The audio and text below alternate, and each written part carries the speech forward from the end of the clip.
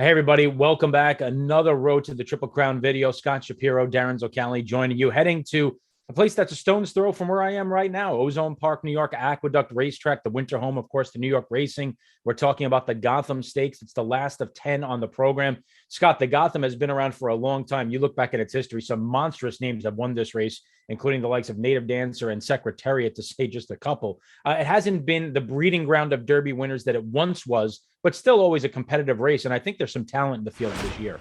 Yeah, easy goer, another one of the all-time greats to have won this race, Darren. Definitely not what it used to be for a number of different reasons. It is a one-turn race where most of these races are at two turns, but I think it's good for horses looking to maybe that got maybe a little bit of a late start, or the question is still there whether they're two turns or one turn. This one-turn mile may separate them a little bit. Last year won by $95.50 winner Wayburn. So I don't know if we're going to get that kind of upset in here, but I thought the pace looked extremely contentious, Darren. I wanted to take a look at a couple horses that I thought were, maybe were the most talented in the field and weren't going to be the favorite. But in the end, it just looks like they're all going to battle early. Well, I was going to say there's certainly no shortage of early speed in this field. There is some quality sprint speed moving up to a mile here. Dean's List could certainly be the speed of the speed. You have horses like Rockefeller on the outside, Morello. They're going to be forwardly placed. How did you see this pace scenario unfolding? Who do you think gets to the front? I think Dean's List looks like the speed of the speed, although there are horses drawn to his inside that may have to be overly aggressive because I don't know if they're going to want to sit behind Dean's List. So that's part of the puzzle here. If Dean's List was on the inside more, not in the middle of the draw, I think it might slow things down a tiny bit. But yeah, he looks like the speed of the speed. The son of Speightstown has been very impressive in both of his wins, showed some grit in getting the job done last time out in his first start against winners. He's now 2 for 2. You look at the pedigree a little bit, and I think it looks pretty sprinty overall, but there is some route, pedigree on the bottom side there. So I think Dean's List is a talented animal, but he's going to have to deal with a lot of rivals to his inside and outside. I think we both ended up landing on horses that we think will be able to take advantage. You were a little more creative than I was in terms of the morning line, though. Well, yeah, the morning line came out, and I think David Aragona made it pretty obvious the way he set the line that there's a lot of contenders in this field. Morello is the 3-1 morning line favorite. I know this is a horse that you like quite a bit. I like him a lot too. Second race back off the layoff. He certainly has a pedigree that says the stretching out to a mile is going to be no problem, and he has certainly looked ultra impressive in his 2 starts so far. Yeah, you're trying to beat favorites, most of the time or as much as you possibly can in horse racing, but sometimes things just set up well for the likely public choice, and I think that's the case for Morello here. We mentioned a lot of early speed. This horse has done nothing wrong, has rattled off 2 impressive wins by open lengths, including a 94 Brisnet speed rating last time out in the Winkfield. Should get an absolutely favorable setup here. And he does have tactical speed. He can kind of put himself wherever Jose Lezcano wants him to. So I think he's the best horse in the race and should get the right setup. So he looks tough to beat to me.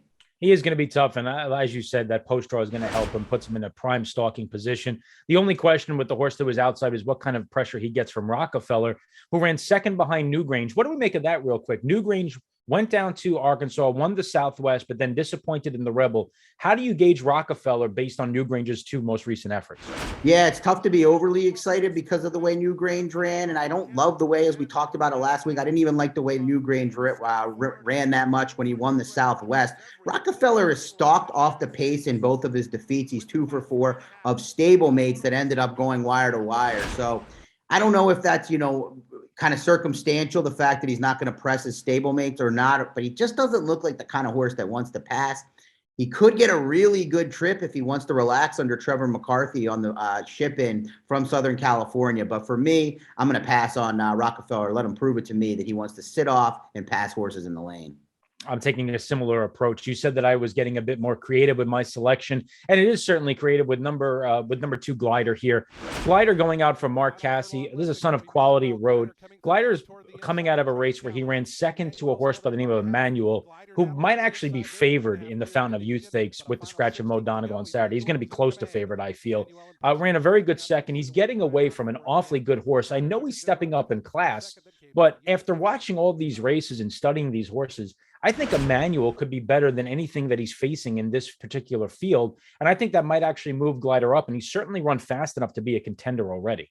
Yeah, no, I like the pick a lot. I could definitely see a cold exact or even using both of them in a horizontal type wagering type environment. They went slow in that race at Tampa, and then you make a great point in terms of class. On paper, this is a step up, but I'm not sure it really is.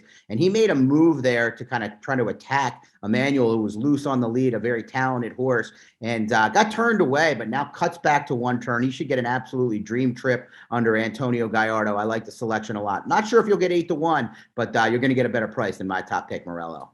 Yeah, we'll try to go value shopping. We'll get every bit of it that we can. Hopefully, glider myself, Morello for Scott Shapiro. It's an interesting Gotham with probably one of the more talented runnings that I've seen in the last few years. So looking forward to it. And remember, you can look forward to these Derby preps all season long. Follow us with the Road to the Kentucky Derby leaderboard. Make those win bets, cash some tickets, earn points as long as your horse earns points, and climb that leaderboard all the way to the first Saturday in May. Scott Shapiro, Darin Zoccali, we will be with you all season long. Best of luck in the Gotham, and don't forget to watch and wager at Twin Spires.